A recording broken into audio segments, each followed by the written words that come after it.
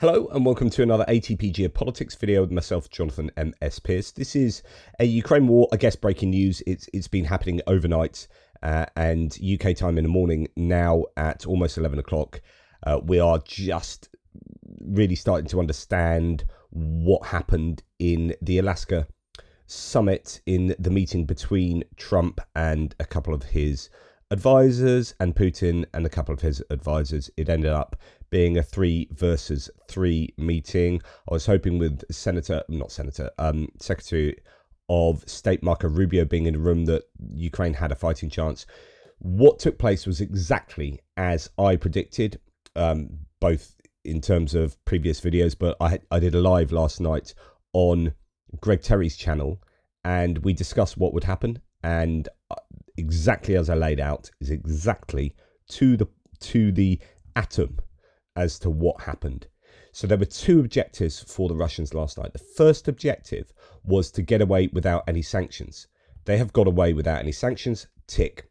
Second objective is to shift the blame to see Ukraine become the scapegoat. So you provide a bunch of objectives and proposals to the US that are so unrealistic, but the US or Trump doesn't really understand that they're unrealistic. You provide those to the US to deliver to Ukraine. Ukraine obviously says, no, we can't do that. The blame then shifts to Ukraine for not signing up to a peace deal. All of the pressure is then put on Ukraine. Ukraine become the bad guys. They are intransigent, recalcitrant, and not wanting a peace deal. And so Russia gets away with shifting the blame. So it's now going to be no sanctions for Russia, check. Ukraine gets the blame, check. And Putin gets to walk out of Alaska head held high saying, hey, I've manipulated that to everything that we wanted. That interaction was a win for Putin. Hands down, 100%.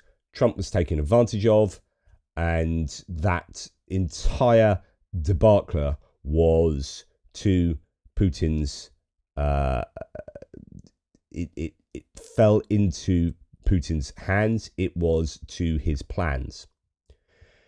It started off, we did a lot of discussion about the context last night where Putin went to that meeting after going to a fish oil factory.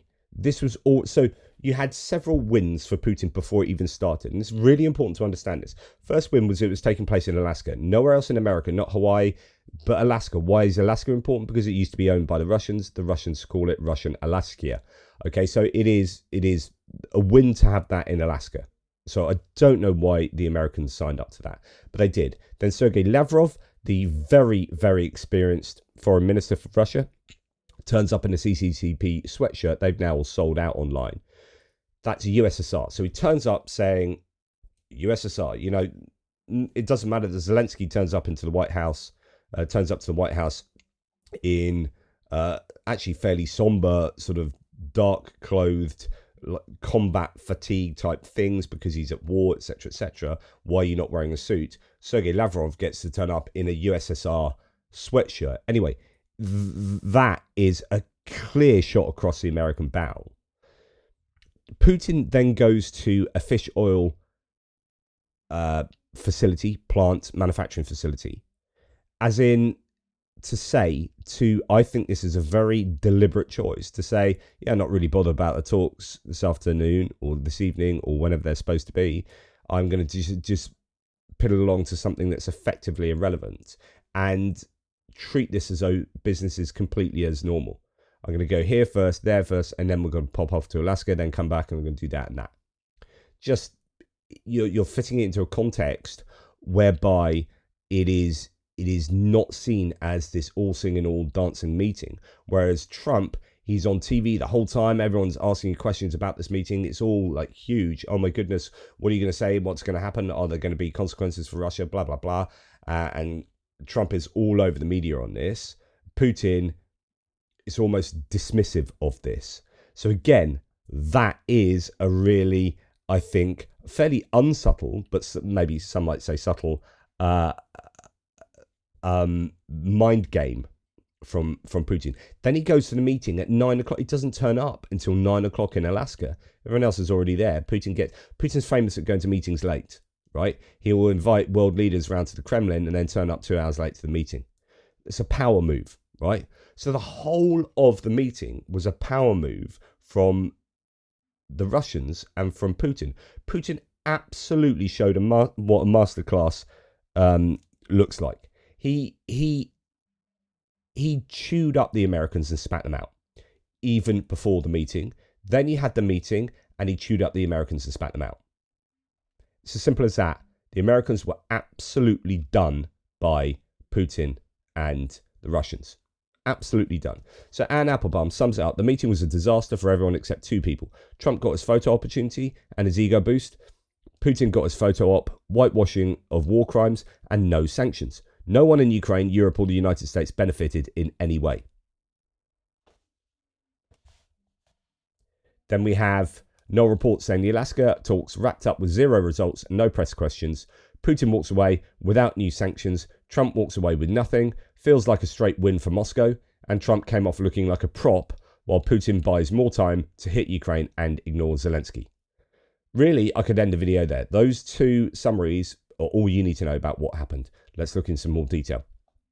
Tatarigami says this: tonight, countless calories will be burned powering the brains of analysts and political commentators, and millions of keystrokes spent explaining what happened in Alaska. Yet sometimes a simple diagram explains it better than a PhD thesis. And here it is.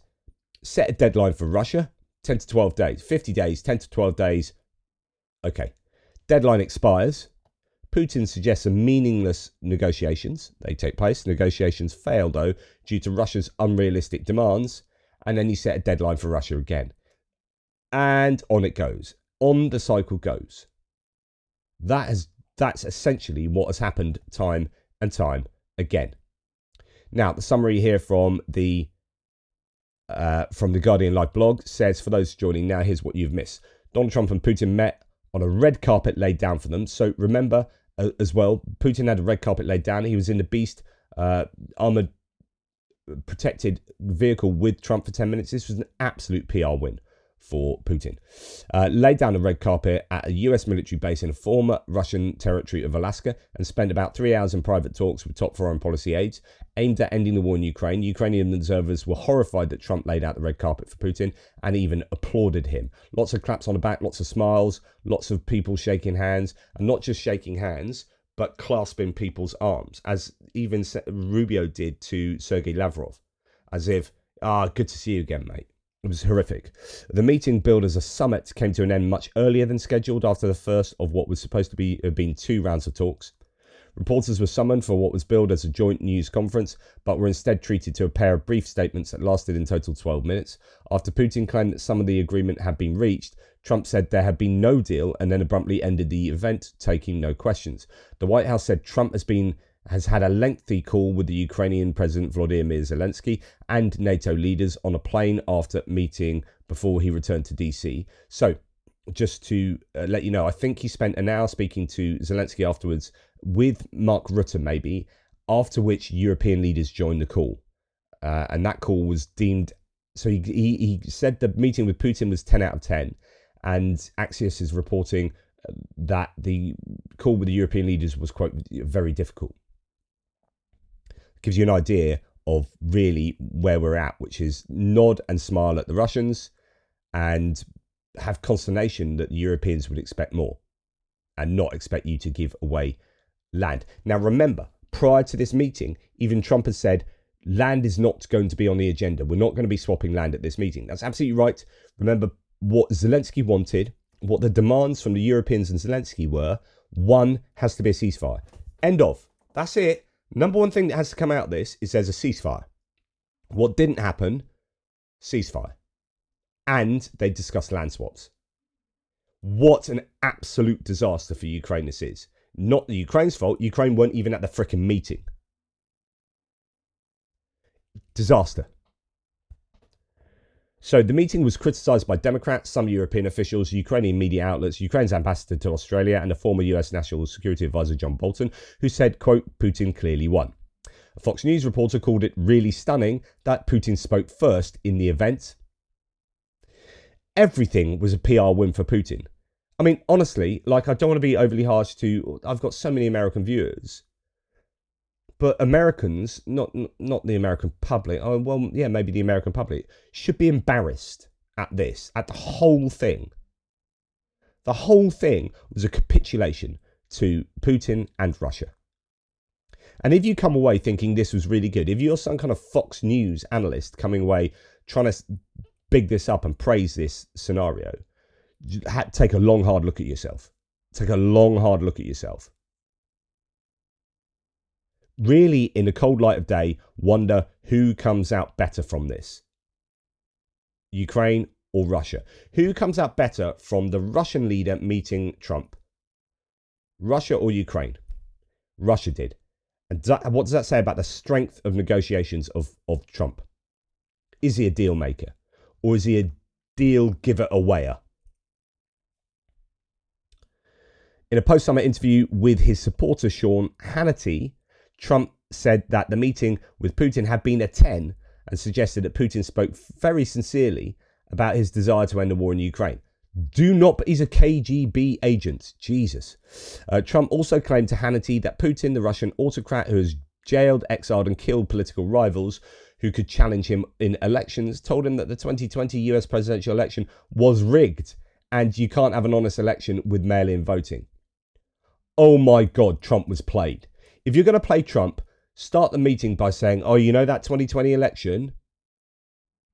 You know, the one that you lost to Biden? That was rigged, that was. Trump would be like, you're my best mate. You are my best mate. He's been played. He's been played. Trump reportedly hand-delivered a letter from his wife Melania to Putin at the meeting. The letter raised apply to children abducted during the war in Ukraine, for which Putin is wanted by the International Criminal Court, White House officials said without providing further details. And then overnight, Russia launched 85 attack drones and a ballistic missile targeting Ukraine's territory, Ukraine's Air Force said. Now, the response to this from Europeans, we're going to look in more detail at a lot of this, look at the Russian reaction, but European leaders have spoken with Trump post-Alaska summit. French President Macron spoke on the phone with Trump and European partners on Saturday morning after the meeting between Trump and Putin in Alaska. The Elysee office said in a statement on Saturday the phone conversation lasted for 1 hour and there were 7 other European leaders present. Zelensky, Merz, Starmer, Maloney, Stubb from Finland and Nawrocki. So Nawrocki, interesting that they pulled Nawrocki in, the president of Poland, and not Tusk. So Nawrocki is very pro-Trump, and that could be why he was on the phone call. As well as the Secretary General of NATO, Mark Rutte. We are yet to hear from Starmer's government, but other European politicians have been reacting. Italy's Deputy PM, Matteo Salvini, interesting, very pro-Russia, said, quote, every step towards peace like this one is good news, as Pope Leo said, and made diplomacy speak again in place of weapons without anyone obstructing it. So that's obviously fairly positive, although that's not Giorgia Meloni. The Norwegian Foreign Minister, Espen Barth Eide, said, quote, President Putin of Russia reiterated known arguments, such as emphasizing the so-called root causes of the war, which is code for Russian justification for the illegal invasion of Ukraine. He added it was important to keep pressure on Russia and listen to Ukraine's wishes and needs. So now we're starting to hear that this is just a reiteration of tired old Russian arguments, but if the US is going to take them on board, then that's not good news. The Czech Foreign Minister Jan Lipavsky said he was glad that President Trump is trying to stop the war, but that there has been propagandistic nonsense about the roots of the conflict from Putin in the subsequent press conference. Quote, the problem is Russian imperialism, not Ukraine's desire to live freely. That sums up the entire war. Problem is Russian imperialism and not Ukraine's desire to live freely, he continued. If Putin was serious about negotiating peace, he would not have been attacking Ukraine all day today. Lithuania's defense minister, Dovilė Sakalienė, said, accused Putin of making, quote, some more gaslighting and veiled threats towards Ukraine and Europe in a press conference in which the Russian leader said he hoped the countries will not try to sabotage the talks. And Hungary's Prime Minister Viktor Orban, of course, wrote on Facebook, for years, we have watched the 2 largest nuclear powers eliminate the framework for their cooperation and send messages to each other. It's over now. The world is a safer place today than it was yesterday. So he's loving the fact they've got together and they haven't achieved essentially anything for Ukraine. There is some speculation there might be some air ceasefire, but actually that has not been agreed upon by Ukraine, or Ukraine have admitted they know nothing about this. A statement has been now released by European leaders. European Council releases a joint statement on the Trump-Putin summit. This is Meloni, Merz, Starmer, Macron, Stubb, Tusk, now European Council President Costa, and European Commission President Ursula von der Leyen. Statement in response to Trump's meeting with Putin in Alaska, which secured no peace agreement, said, quote, leaders welcomed Trump's efforts to stop the killing in Ukraine, end Russia's war of aggression, and achieve a just and lasting peace. As President Trump said, quote, there's no deal until there's a deal. As envisioned by President Trump, the next step must now be further talks, including Zelensky, whom he will meet soon. We are also ready to work with President Trump and President Zelensky towards a trilateral summit with European support. The statement emphasized that, quote, Ukraine must have ironclad security guarantees to effectively defend its sovereignty and territorial integrity. We welcome President Trump's statement that the US is prepared to give security guarantees. Coalition of the Willing is ready to play an active role. No limitations should be placed on Ukraine's armed forces or on its continued cooperation with third countries. Russia cannot have a veto against Ukraine's pathway to the EU and NATO. It will be up to Ukraine to make decisions on its territory. International borders must not be changed by force. It added that, quote, our support to Ukraine will continue. We are determined to do more to keep Ukraine strong in order to achieve an end to the fighting and a just and lasting peace. As long as the killing in Ukraine continues, we stand ready to uphold the pressure on Russia. We will continue to strengthen sanctions and wider economic measures to put pressure on Russia's war economy until there is a just and lasting peace. Ukraine can count on our unwavering solidarity as the work towards a peace that safeguards Ukraine's and Europe's vital security interests. Okay, end quote. Now, that's all good. That's exactly what we want to hear, but that's no different from 1 day ago, 2 days ago. Honestly, this is already what the Europeans have said. It's what Zelensky and the Ukrainians have also said. This is back to square one, except Russia do not have sanctions on them, and Russia have experienced all of that and walked away with their head held high. So that statement, I think, is implicit acceptance that nothing was achieved last night. Nothing. Okay, so we haven't got very far here. So former National Security Advisor to Trump, John Bolton, said this. Trump did not lose, but Putin clearly won. Trump didn't come away with anything except more meetings. Yep. Putin has, I think, gone a long way to reestablishing the relationship, which I've always believed was his key goal. Yep. He has escaped sanctions. Yep. He's not facing a ceasefire. Nope. The next meeting is not set. Zelensky was not told any of this before this press conference. It's far from over. But I'd say Putin achieved most of what he wanted. Trump achieved very little. And I will say one other thing. I thought Trump looked very tired up there. I mean, very tired. Not disappointed, tired. And we'll have to reflect on what that means. It's an interesting observation. A number of people have said this. Trump was very tired at the end. This was a late night meeting. But again, Putin gets to dictate the time of the meeting. He doesn't turn up until Alaska until 9 o'clock local time. I know there's a big time difference between Russia and the US, but he dictated what took place there. Trump looked exhausted. I'm not surprised. He's a very old man doing a job that he's ill-equipped to do, as in he doesn't have the requisite knowledge about Ukraine and Russia. He doesn't even know the names of the oblasts that are under discussion here. I surmise. I speculate. Right, so this is Trump's read. A great and very successful day in Alaska. The meeting with President Vladimir Putin of Russia went very well, as did a late-night phone call with President Zelensky of Ukraine and various European leaders, including the highly respected Secretary General of NATO. He likes Mark Rutte, the old daddy thing. People cringed and laughed about that, but actually Mark Rutte has successfully got inside Trump's psyche there. It was determined by all that the best way to end the horrific war between Russia and Ukraine is to go directly to a peace agreement. No. So it was determined by all. That means the Americans and the Russians here. So this is not a ceasefire. This is a hasty agreement. This is a hasty peace negotiation. And that's the worst outcome for Ukraine. We'll talk about this in a second. So it's determined by all that the best way to end the horrific war between Russia and Ukraine is to go directly to a peace agreement, which would end the war and not a mere ceasefire agreement, which oftentimes do not hold up. So he's like, I don't want a ceasefire, I want an agreement. But of course, the agreement is contingent upon Ukraine giving Russia exactly what it wants. So that's the shift. You've seen the shift. It's now on Ukraine. It's up to Ukraine to have an agreement, not a ceasefire. So Ukraine's number one and Europe's number one requirement was a ceasefire first. Trump is now officially saying no ceasefire, we want an agreement, total agreement, and a total agreement is contingent upon Russia's proposals being agreed upon. This is terrible. Not a mere ceasefire agreement, which oftentimes does not hold up. I wonder why they don't hold up, because of Russia. President Zelensky will be coming to DC, the Oval Office, on Monday afternoon. If it all works out, we will then schedule a meeting with President Putin. Potentially millions of people's lives will be saved. Thank you for your attention to this matter.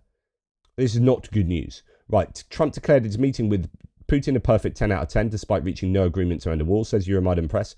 The US president said they got along great and agreed on territorial exchanges and security guarantees. Okay, so now we're understanding that they did agree on territorial exchanges on behalf of Ukraine without Ukraine, about Ukraine without Ukraine. Even though they said they would not discuss territorial exchanges, that's exactly what happened, because Putin dictated the remit of the meeting. Putin dictated that meeting. And the US president got along great. He's not strong. Trump should have gone, no, we're not discussing that. No, Trump needs to know enough about the whole scenario to be able to take control of that. If you don't know, if you don't understand the places and the people and the culture and the history of both these nations, if you don't understand the relationship, if you don't understand the war, like the nuts and bolts of the war, then it's very hard to take control, because you have no clear vision of what you want the outcome to be. You only take control of a scenario if you know where you're going. You can't take control of a meeting and then go, oh, and now what? You can't do that. You take control of a meeting because you have an absolutely crystal clear understanding of what you want from this meeting, rather than go into the meeting and say, oh, we want peace, and then, well, I'm not quite sure how we get there, let's see what the Russians have to say. Oh yeah, that sounds good. Yeah, what he said. That's essentially what's happened here. There's no clear understanding from Trump of what he wants for Ukraine, because he doesn't want anything for Ukraine. He just keeps saying, I want to stop the killing. So you stop the killing by having Ukraine agree to whatever Russia wants. Russia gets the land that they want. The killing stops. Brilliant. I get a Nobel Peace Prize. So there's no vision about the details of genuinely stopping this from anything other than a Russian point of view. So, US President said they got along great and agreed on territorial exchanges and security guarantees, but immediately shifted responsibility to Ukrainian President Zelensky. Now it's really up to President Zelensky to get it done, he stated. Totally predicted by yours truly, and I'm sure many of you. Trump announced plans for a trilateral summit between himself, Putin, and Zelensky. However, Putin's assistant, Yuri Ushakov, contradicted this claim. Ushakov told the Russian media that the topic of holding a trilateral summit of Putin, Trump, and Zelensky has not yet been raised. So the Russians are now disagreeing with what the Americans are stating, what Trump is himself stating. I think we're pretty close to the end, Trump said, although he added a crucial caveat: Ukraine has to agree to this.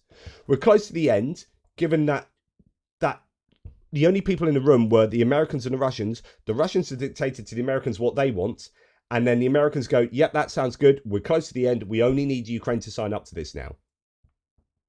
No pushback to Russia. We just need Ukraine to sign up to this. And if they don't sign up, that's on Zelensky. Exactly what Putin wanted. This is a win for Putin. Earlier, Russia demanded from Ukraine withdrawal from Donetsk, Luhansk, Zaporizhia and Kherson Oblast, including areas not fully under Russian control, abandoning NATO membership aspirations, ending martial law in Ukraine and holding elections, international legal recognition of Russia's annexations of Crimea, limitations to the size of Ukrainian armed forces, and recognition of Russian as an official language on par with Ukrainian. This is just, we're back to square one. So Melania Trump apparently wrote a letter about Ukrainian children that Trump handed over to Putin. Putin would just screw that up and throw it in a bin, completely meaningless. But good to see Melania doing that. I'd rather she did stuff like that than not. So good to have her pressuring Trump from a different angle. Appreciated. Putin wouldn't give two hoots about it, though. Pastor Mark Burns, who's a religious advisor to Trump, who was anti-Ukraine, then went to Ukraine, completely did a volte-face, a 180 shift, and is now vehemently pro-Ukraine, said America must stand on the side of truth and justice. President Trump's meeting with Putin in Alaska is a critical moment for both our nation and global fight for freedom. Ukraine has agreed to a ceasefire many times, but it is Russia that continues to break those agreements and escalate violence. Innocent families are being destroyed, lives are being lost. This is not a time for empty gestures. It's a time for bold leadership. Peace is not achieved by silencing the victims or rewarding aggression. It comes by standing firm on principle. Absolutely, then he talks about God and whatnot, but absolutely correct on what he says there. That needs to be taken on board by Trump, but won't be. But absolutely needs to be. Thank you for Pastor Mark Burns for saying that. Spineless Clown says no reports. Fox News reports that Trump signaled he is not considering new sanctions or other, quote, serious consequences for Russia following the meeting, saying he might think about it in 2 to 3 weeks. 2 weeks, 2 weeks, 2 weeks. 2 week. 50 days. 10 to 12 days. Nothing. Meeting. How about sanctions now? No, I'm not thinking about it. Maybe in 2 to 3 weeks. Honestly, Spineless Clown is entirely 100% what Trump is here. And I honestly contest with anyone out there who thinks Trump did a good job in the last 24 hours. Come and speak to me. Come on, steel man your argument. Put your best foot forward in the comments below as to how you think Trump showed himself to be a successful deal maker. That he didn't somehow sell Ukraine down the river. Trump has backed off threats, says Dmitry from War Translated with reference to CNN. He's backed off threats of new sanctions or severe consequences for Russia after saying his meeting with Putin went very well. CNN reports he told Fox News there's no need for further measures now, but may consider them in a few weeks. How strong of you. Trump says he and Putin largely agreed on land swaps and security guarantees for Ukraine. I think we're pretty close to a deal, Trump told Fox News, adding Ukraine has to agree to it. Maybe they'll say no. Damn right they'll say no, but it'll be their fault for saying no, and then you'll hold it against them. Trump to Zelensky, make a deal. Russia is a very big power, and Ukraine is not. We're pretty close to a deal. Now, look, Ukraine has to agree to it. Maybe they'll say no. Both Zelensky and Putin want me in their meeting. I will be there.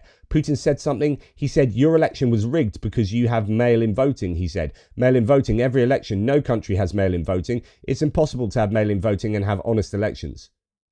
Oh, my God. Putin's already interfering in the next election. This is a successful election interference.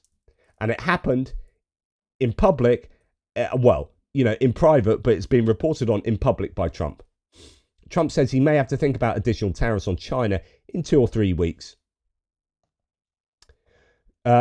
Trump is trying to spin yesterday's meeting as progress, but in reality, nothing changed, says no reports. He told Zelensky, now it all depends on you. Make a deal. Russia's a very big country. Ukraine is not. Let's hear his actual words here.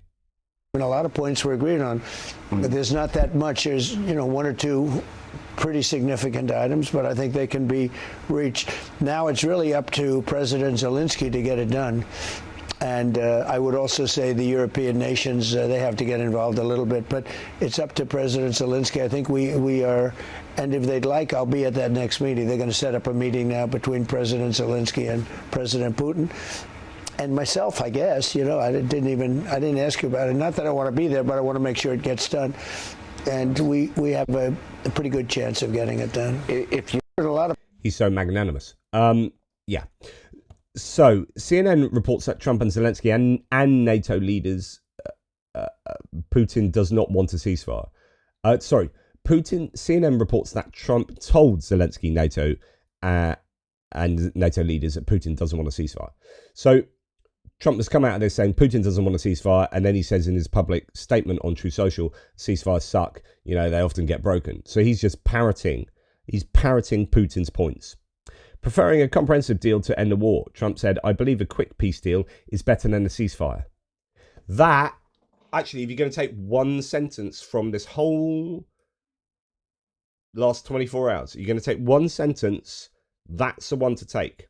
Trump saying, I believe a quick peace deal is better than a ceasefire. Remember, I talk about the difference very often between a quick peace deal and a just and lasting peace deal. A quick peace deal stops people dying. That's what Trump wants. But it doesn't care for what is fair and what is right coming from any negotiations. A quick peace deal is doing exactly what Russia wants. Carving up Ukraine, giving it to Russia, or turning it into a demilitarized zone, or whatnot. I believe a quick peace deal is better than a ceasefire. That's absolutely not what the Europeans would be arguing for, or Zelensky and the Ukrainians. That is selling Ukraine down the river, right there in that one sentence. Bloomberg writes that Trump may begin pressuring Zelensky to cede territory in exchange for a truce. In fact, here we have the Times? The Times reports that Trump may shift blame for a potential failure of peace talks onto Zelensky.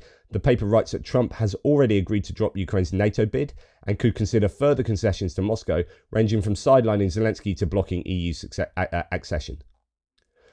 David Charter writes, Trump-Putin-Alaska summit raises more questions than it answers. Presidents discuss Russia's war in Ukraine for nearly 3 hours before a brief press conference at which no ceasefire deal was announced. And it looks like every single thing that Ukraine wanted is being dropped. NATO accession, they're going to swap land, and EU accession might be off the table, and Zelensky might be sidelined. So you can understand now that Axios is reporting that the call between Trump, Zelensky, and the NATO leaders wasn't easy, because you would hope there'd be some massive pushback to, you what? You said what? You did what? What did we talk about before the meeting, Trump? What do we said no talk about land swaps. You've land swapped. We've talked about having a ceasefire. First and foremost, a ceasefire. And now you're saying no ceasefire. This is complete capitulation. I bloody hope that was a difficult meeting. So European officials react to Alaska summit. Clearly 1-0 to Putin. Putin won that match 1-0. I'd say he won it 6-0. Putin got his red carpet treatment with Trump. Trump got nothing. For the Ukrainians, nothing. For Europe, deeply disappointing, is a quote there. We have a top German diplomat declaring that the Trump-Putin Alaska summit was a clear victory for the Russian leader. This is Wolfgang Ischinger, one of the world's most respected foreign policy experts, who previously led the Munich Security Conference, saw no real progress towards a peace or a ceasefire. Quote, Alaska, Putin got his red carpet with Trump. Trump got nothing in return. So this is where the quote comes from. As feared, no ceasefire, no peace, no real progress. Clearly 1-0 for Putin, no new sanctions. For the Ukrainians, nothing. For Europe, deeply disappointing. The EU Council says an emergency meeting of EU ambassadors is being convened in Brussels following the Trump-Putin summit. Threat to Zelensky, Trump says Max 25 will actually come from the Times. Trump may make him a scapegoat in case of his own failure to resolve the conflict with Russia. So Trump can't solve it satisfactorily. So he can't make Putin do what he might otherwise want. So he capitulates to Putin and then blames Zelensky. Zelensky is the scapegoat. Oliver Carroll, who is with the Financial Times, is it as well? No, The Economist, says, I'm told there is a provisional agreement of an air ceasefire until three-way leaders meeting. We think the skies will give signals about provisional results of these talks, a source tells me. The next week will be interesting, to which Dmytro Litvin, who is that an advisor to, I think maybe a speechwriter or something to Zelensky, saying, we haven't heard anything about it yet. So I don't know where you're hearing the fact there's going to be some aerial ceasefire. So Zelensky says this: we had a long and substantive conversation with POTUS. We started with one-on-one talks before inviting European leaders to join us. This call lasted for more than an hour and a half, including about an hour of our bilateral conversation with Trump. So that's exactly what I said. An hour conversation with Trump, and then European leaders joined in. I don't know if Mark Rutte was with Zelensky in that. initial conversation. Ukraine reaffirms its readiness to work with maximum effort to achieve peace. Trump informed about his meeting with the Russian leader and the main points of their discussion. It is important that America's strength has an impact on the development of the situation. We support Trump's proposal for a trilateral meeting between Ukraine, the US and Russia. Ukraine emphasizes that key issues can be discussed at the level of leaders, and a trilateral format is suitable for this. On Monday, I will meet with Trump in Washington, D.C. to discuss all the details regarding ending the killing of the war. I am grateful for the invitation. It's important that Europeans are involved at every stage to ensure reliable security guarantees together with America. We also discuss positive signals for the American side regarding participation in guaranteeing Ukraine's security. We continue to coordinate our positions with all partners. I thank everyone who is helping. So that says quite a lot without saying too much. Zelensky and Trump are to meet in Washington, as we know, next week. So that's good news, and meet on Monday, and hopefully that'll be, I mean, he's going to have to be careful not to annoy Trump by saying, what the hell went on there? You've just given away Ukraine to Russia and expected us to acquiesce. So that's going to be a really tough meeting for Zelensky to navigate, given the last meeting in the Oval Office. President Trump said the next meeting may be in the next month. I thought this would be the easiest of them all, and it was the most difficult, he said. So that's an interesting admission, given that he said it's a 10 out of 10 meeting. Fairly short. So maybe in the next month? I thought this would be the easiest of them all, and it was the most difficult. Again, you say 6 or 7. It's a lot. Yeah, time frames are hard. I've done it. I've saved a lot of lives. No, it's not. If you get this one, then it'll be 8. My count is 8. If you include the Abraham Accords, is more. Abraham Accords. By the way, you know, the impression of you is, I think. Yeah. So this is Sean Hannity just basically giving him rhetorical fellatio. It's sickening. Just, oh, you're so wonderful. How many peace deals you done? Oh, you're the best. Honestly, you're the best, Trump. Can I just say that publicly while we're on TV live? You are just, chef's kiss. Oh, Trumpy, Trump. Oh, I love you so much. It's just, this is not how media should work unless you are a dictator's propaganda mouthpiece. That's what that looks like. Fox News is honestly, it's disgusting when there is a Republican president in power. That is disgusting. Like, you can say what you like about MSNBC, but I think they would ask slightly harder questions to a Democrat president than Fox ever asked to Trump. It is just it's sickening. So Putin's aide Ushakov says the topic of a trilateral summit with Putin, Trump and Zelensky has not yet been discussed. Earlier, Trump claimed the parties were already moving toward preparing for such a meeting. So no report says, well, it looks like hot air again. Former Russian president and current deputy head of Russia's Security Council, Dmitry Medvedev, commented on the Alaska talks saying, and again, like, this tells you all you need to know. Quote, this is Medvedev. Both sides place the responsibility for achieving future results in ceasefire negotiations on Kiev and Europe. He added that the meeting proved talks are possible. So Dmitry Medvedev comes out saying, well, both sides, Russia and the US here, both sides, because we're together now, both sides place the responsibility for achieving future results in the ceasefire negotiations on Kiev and Europe. It's up to Kiev now. It's all on you. We agree that there should be total peace negotiations achieved if you give up all this stuff. It's up to you now, mate. And you can't you can't just say that's Russia, because actually the US is, Trumpy said that as well. Let's just see the latest here in the live update. Starmer, Trump's efforts have brought us closer to ending war in Ukraine. I mean, the Europeans have to be careful here, because my speculation would be that they're probably tremendously pissed off. But they can't say that in public, because then you push Trump the other way.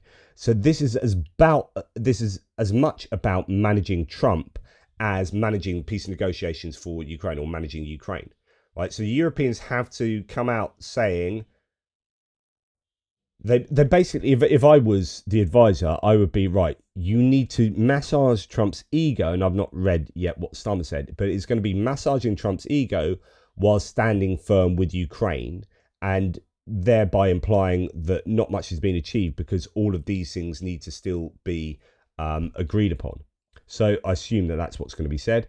UK Prime Minister Keir Starmer has released an official statement on Ukraine after the Alaska summit held, blah, blah, blah. Statement said, President Trump's efforts have brought us closer than ever before to ending Russia's illegal war in Ukraine. His leadership in pursuit of an end to the killing should be commended. Okay, so there's your massage Trump. Straight off the bat, out the stocks, you are out the traps, sorry, you are massaging Trump. So exactly what said. It echoed the joint statement released by European Council by reiterating that, quote, the next step must be further talks involving Zelensky. Path to peace in Ukraine cannot be decided without him. So this is then going back to what needs to happen. Zelensky needs to be in the talks, and we need X, Y, and Z achieved.